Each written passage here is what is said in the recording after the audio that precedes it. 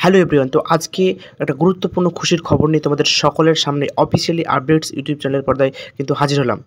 তোমাদের যে সমস্ত স্টুডেন্টের কিন্তু পেমেন্ট কিন্তু স্যাংশন হয়েছিল, তোমরা জিজ্ঞেস করে যাচ্ছিলে, "দাদা আমাদের কবে পেমেন্ট পাবো?" এই নিয়ে তোমাদের অজস্র কমেন্ট করছিলে এবং টেলিগ্রাম গ্রুপে রীতিমতো মেসেজ করছিলে। তো আজকে কোন লটের পেমেন্ট দেওয়া সেটা তোমাদেরকে শেয়ার করব। তো তোমাদেরকে বলব, তোমাদের যে সমস্ত স্টুডেন্টের পোস্ট ম্যাট্রিকের কিন্তু লট নাম্বার পড়েছিল, বিশেষ করে জানুয়ারি মাসের 31 তারিখে যে লটটা পড়েছিল তাদের কিন্তু আজকে পেমেন্ট কিন্তু রিলিজ করেছে। তো তোমরা তোমাদের প্রত্যেককে বলব, তোমাদের যাদের ওই লট ছিল 31 তারিখে যে লটটা ছিল, তোমরা অবশ্যই তোমার যে মেইন ব্যাংক অ্যাকাউন্ট রয়েছে, মেইন ব্যাংক অ্যাকাউন্ট ব্যালেন্সটা চেক করো।